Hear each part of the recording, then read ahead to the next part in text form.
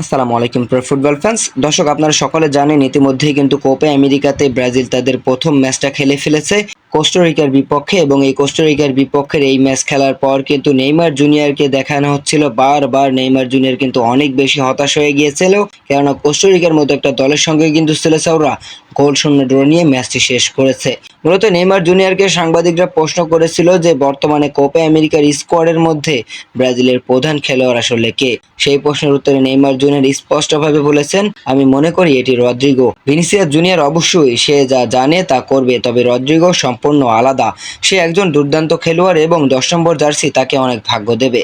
মূলত Neymar junior কিন্তু Vinicius জুনিয়রকে নিয়ে তেমন একটা কিছু বলেন নাই, তবে রদ্রিগোকে নিয়ে কিন্তু বলেছেন সে সম্পূর্ণই আলাদা ভিনিসিয়াস জুনিয়রের থেকে এবং সে একজন দুর্দান্ত খেলোয়াড়, এবং নেইমারের 10 নম্বর জার্সি রদ্রিগোকে অনেক ভাগ্য দেবে, এরকমটাই গণমাধ্যমে বলেছেন নেইমার জুনিয়র।